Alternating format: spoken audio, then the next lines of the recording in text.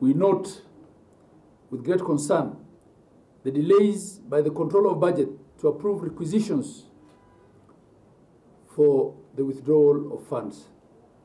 This is unacceptable to an institution that's supposed to be facilitative.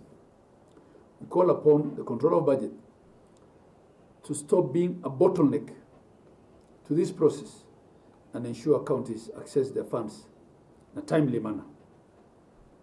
Ni mpango ambao unatugharimu pesa nyingi sana kwa sababu tunalipa fedha ambazo tunazozichukua tunalipa pamoja na interest kubwa, na kwa hivyo hatuna uhakika hata kama hizi pesa zitaendelea kuja.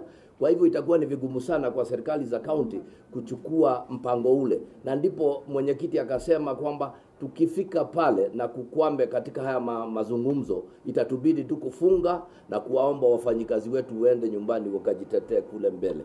We note that as of May 2024, the total outstanding debts owed to county governments by the defunct National Hospital Insurance Fund, NHIF, was Kenya shillings 12.9 billion.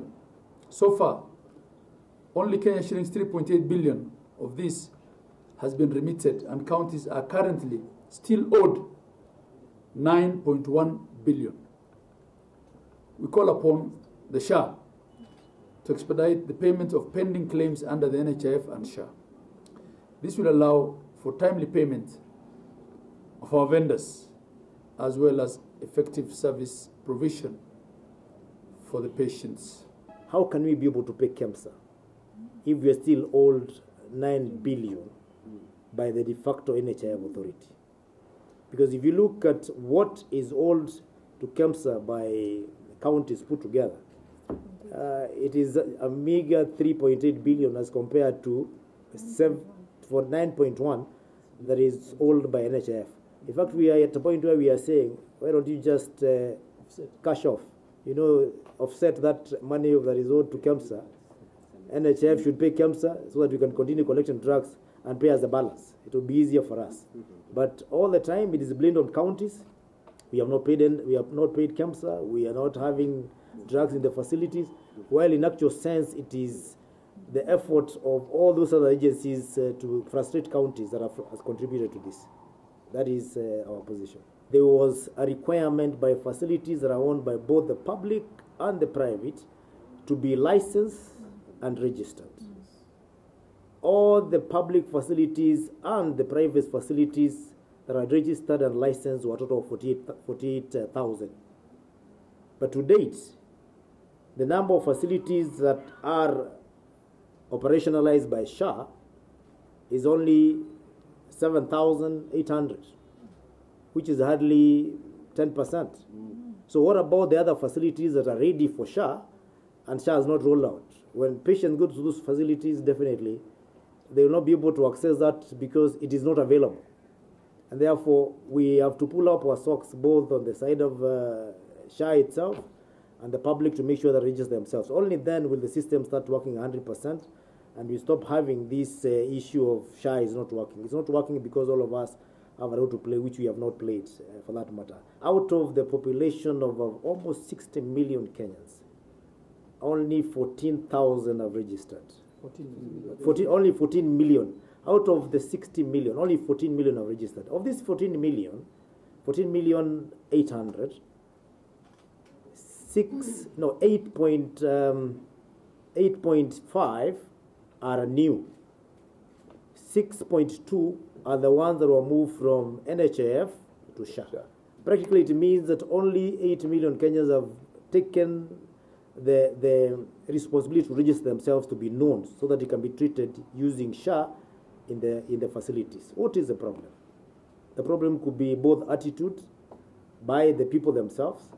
It could be the message that is coming from us, the public, when we all the time talk about SHA is not working, and therefore people don't feel the urge to register themselves. And we are asking all the stakeholders to please urge and help all the Kenyans register themselves. It's the only way you can be able to go to a hospital and be claimed without paying, and because the facility will claim later from the SHA. If you're not registered, that is where we have that element of facilities asking you to pay, for you to pay in cash because you're not in the system. And to the best of our knowledge, a date of return back to the negotiations has not been announced. We are well into the 30-day available under the law for this exercise to be completed. And within that 30 days, mediation ought to be completed. Else we will be in a serious crisis because we will have a DORA that's not supported by ACARA, and both houses of Parliament will need a 2/3 majority to overturn the presidential memo that returned that CARA, which we don't see happening. There's also another imminent problem in that the houses are likely to go on recess. And from what we gather, according to the calendar, are unlikely to come back before February of next year. And you know, our fiscal year ends in June. So there ought to be sufficient time between when this budgeting process is finalized, consummated, and the fiscal year end to allow us to implement the budgets. For the SHA registration to succeed, first of all, we need to pay the CHPs. How do we pay when there's no money? We also need to pay the people who are in charge of our facilities. Some counties here are yet to pay salaries for the last 3 months as a result of the delay in disbursement. In many of these counties, we need to get to where the masses are to have them registered. We have governors here who manage counties that are over 50,000 square kilometers. So the question of logistics, the question of fuel, all these things come into play. If the process results in a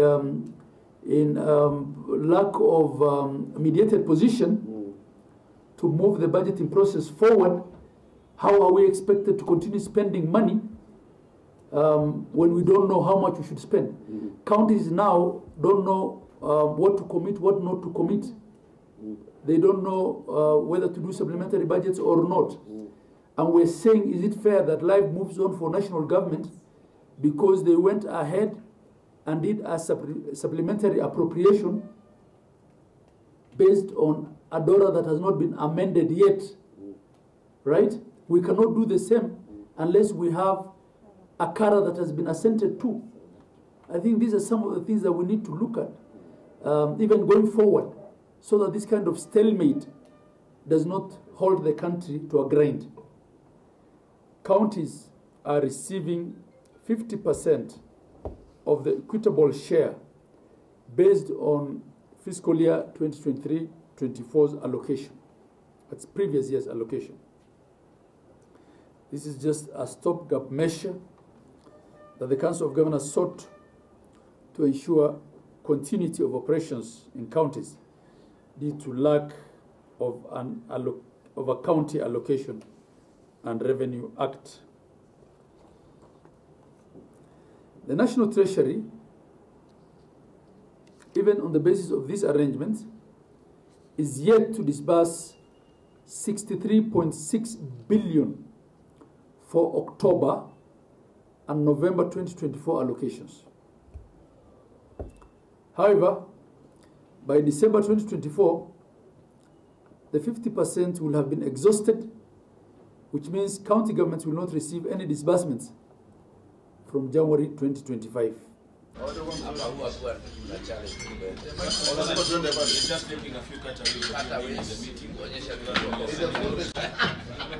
Yes, in the fullness of time. How is your phone going?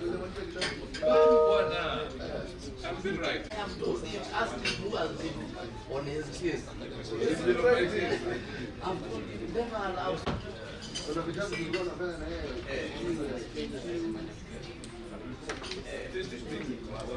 That is the reason. No, it's I've always told you The success story of your side. they say the version of you, and you know, I look at it, the Gen Z, to hold on to, see tumeondoka, wanaambiwa wale wamewafikisha hapa, kuna mtu alikuwa anaitwa Professor Nyani, with the actual story.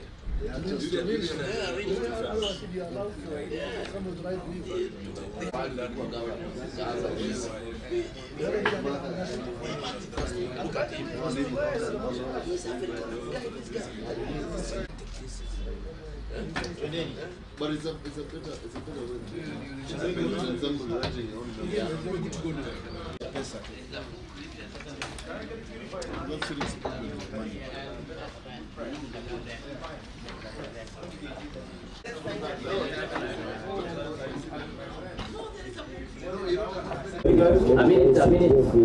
Non-constitutional. Oh no. There is also James in the constitution.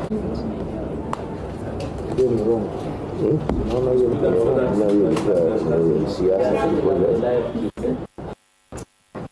Yes, it will take the hand of God. Yeah, East and West. You know that.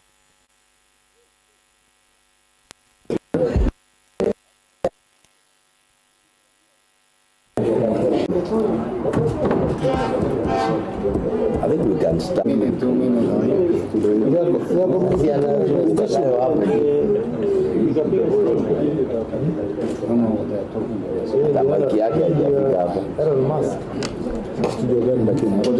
Ailete hapa. Is it on? Yes. Yeah, it's wireless. I initial the pages. Just a moment, I initial this presser.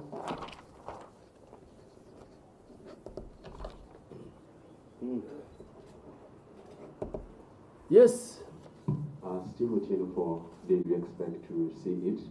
And then the other one will be on the status of the mediation that we know an 18-member committee was set up recently with regards to the equitable revenue for the counties. Thank you. From what we know, Najua masuala tumeyazoea tu bungeni, lakini langu sijui labda kama litachukuliwa na mwenyekiti wa afya, manake ukiangalia wananchi wengi wanahangaika sana katika hospitali mashinani na nyingi, utakumbuka kwamba